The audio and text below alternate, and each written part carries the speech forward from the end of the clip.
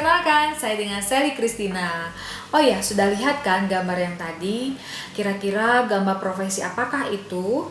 Sebelumnya saya mau tanya dulu nih, ada yang pernah dengar atau sudah mengenal profesi yang satu ini kan? Yap, profesi guru bimbingan dan konseling atau konselor. Pasti sudah banyak yang tahu dong. Nah, apa sih yang Anda pikirkan jika mendengar kata bimbingan dan konseling? Yang pertama, sekumpulan orang yang merazia rambut.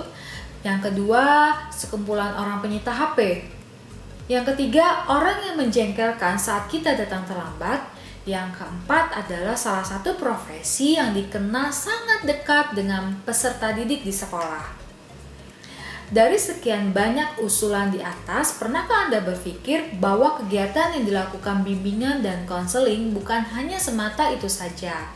Oke, dalam video presentasi kali ini, saya ingin menyampaikan tugas pokok dan rambu-rambu kegiatan pelayanan bimbingan dan konseling di satuan pendidikan. Simak baik-baik ya. Berikut adalah submateri yang akan dibahas. Di antaranya adalah 1. Pengertian dan tugas pokok konselor sebagai tenaga kependidikan. Yang kedua, konselor menguasai spektrum dasar pelayanan konseling yang profesional. Yang ketiga, konselor menguasai dan mampu mengembangkan kaidah praksis operasional. Yang keempat, konselor mengoperasionalkan perangkat layanan bimbingan konseling yang profesional dan mempertanggungjawabkannya di satuan pendidikan. Yang kelima, konselor melakukan pengendalian, pengawasan, dan peningkatan upaya demi keefektifan pelayanan konseling yang profesional. Yang keenam, konselor mensosialisasikan pelayanan konseling profesional dan kelengkapannya. Mari kita bahas satu persatu submateri di atas ya. Submateri yang pertama, pengertian dan tugas pokok konselor sebagai tenaga kependidikan. Sebagai tenaga kependidikan, pengertian dan tugas pokok guru bimbingan dan konseling sudah diatur, salah satunya yaitu di Permendikbud nomor 111 tahun 2014 tentang bimbingan dan konseling.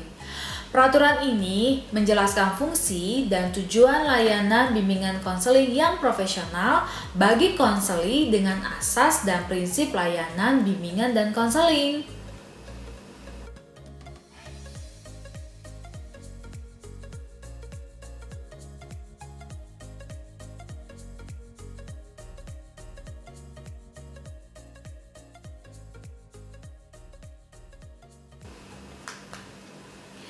Bimbingan konseling yaitu suatu upaya sistematis, objektif, logis, dan berkelanjutan serta terprogram yang dilakukan oleh guru bimbingan dan konseling atau konselor untuk memfasilitasi perkembangan peserta didik atau konseli untuk mencapai kemandirian dalam kehidupannya.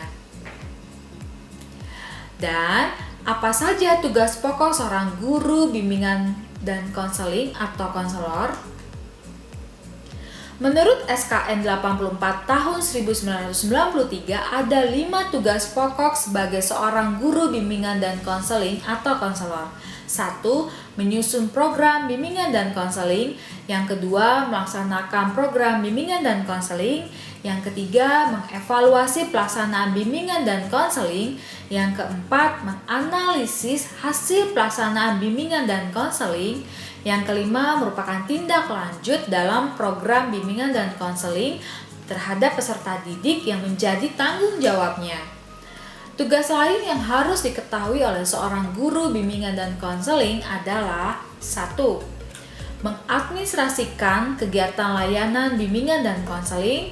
Yang kedua, mempertanggungjawabkan tugas dan kegiatannya dalam pelayanan bimbingan dan konseling kepada koordinator bimbingan dan konseling.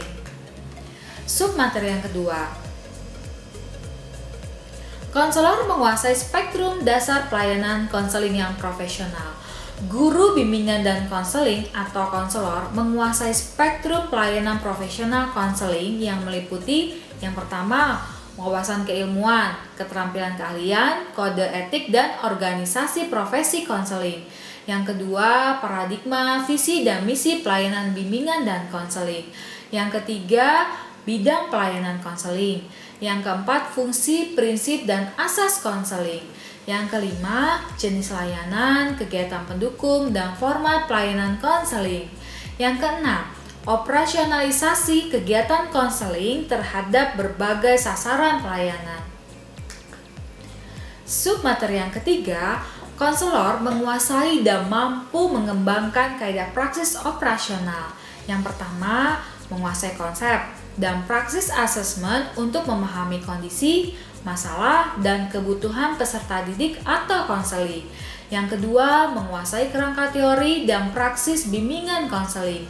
Yang ketiga, merancang program bimbingan dan konseling. Yang keempat, mengimplementasikan program bimbingan dan konseling yang komprehensif.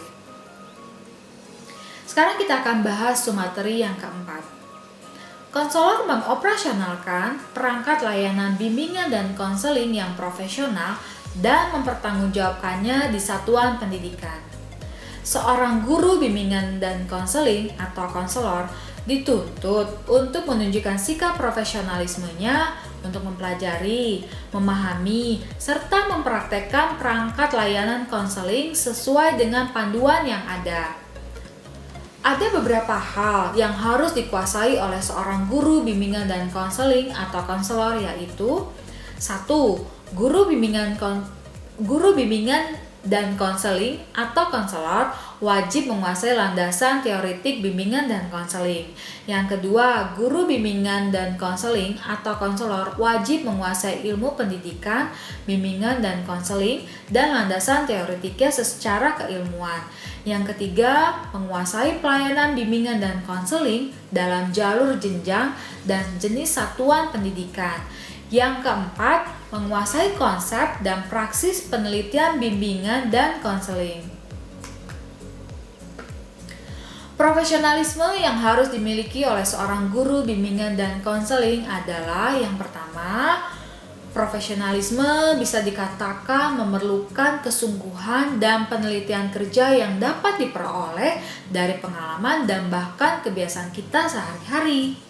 Yang kedua, profesionalisme bisa dikatakan adanya ketekunan, ketabahan, yaitu tidak mudah putus asa, bahkan merasa puas sebagai seorang guru bimbingan dan konseling atau konselor. Yang ketiga, profesionalisme bisa dikatakan memerlukan integritas yang tinggi yang tidak tergoyahkan oleh godaan iman seperti harta, tahta, bahkan jabatan.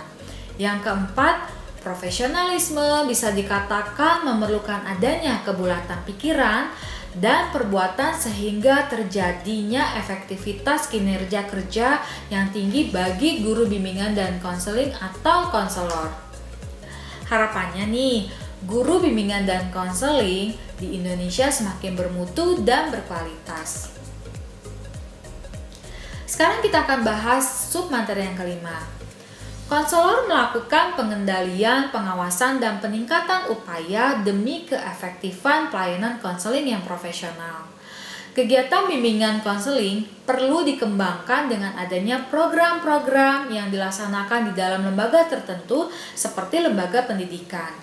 Sekaligus dilakukan pengawasan-pengawasan di dalam kegiatannya agar kegiatan bimbingan dan konseling dapat berjalan sekaligus berkembang sesuai dengan rencana serta dapat berguna bagi para peserta didik di sekolah.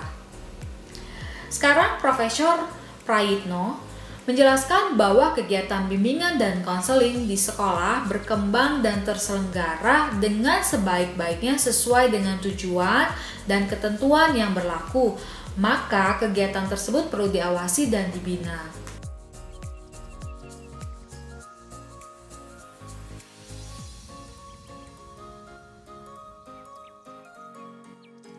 Pembinaannya melibatkan interaksi yang dinamis antara guru bimbingan dan konseling atau konselor dengan pengawas bimbingan dan konseling. Tugas pokok pengawas adalah yang pertama, mensupervisi, yang kedua, memberikan nasihat, yang ketiga, memantau, yang keempat, membuat laporan, yang kelima, mengkoordinir, yang keenam, memimpin dalam melaksanakan kelima tugas pokok tersebut.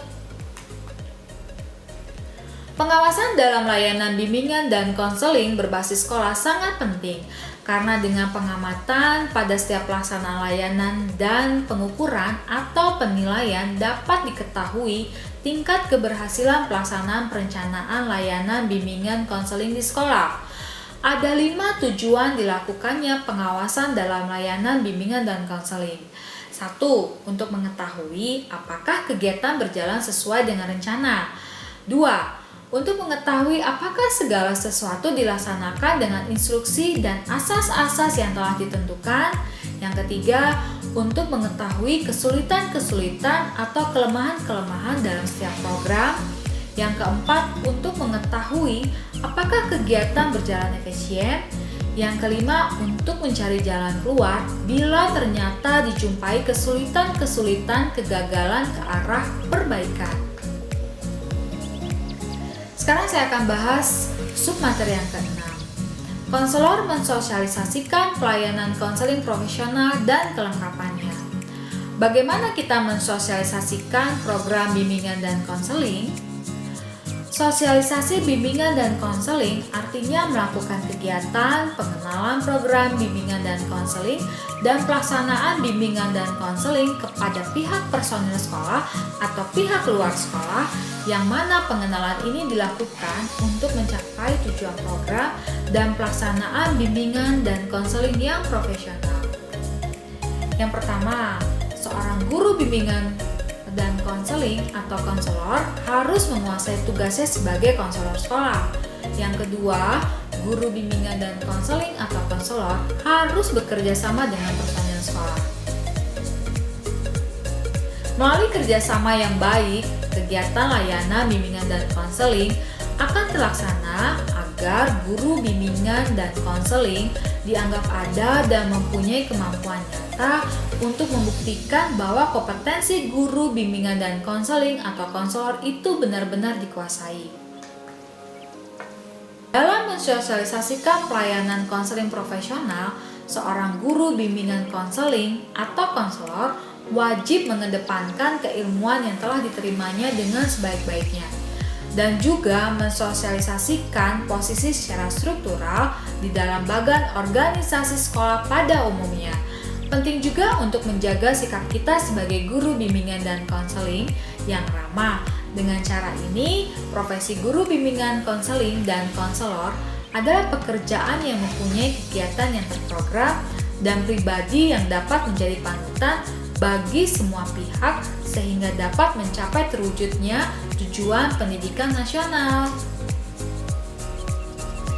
Demikianlah pemaparan dari saya mengenai tugas pokok dan rambu-rambu kegiatan pelayanan bimbingan dan konseling di satuan pendidikan.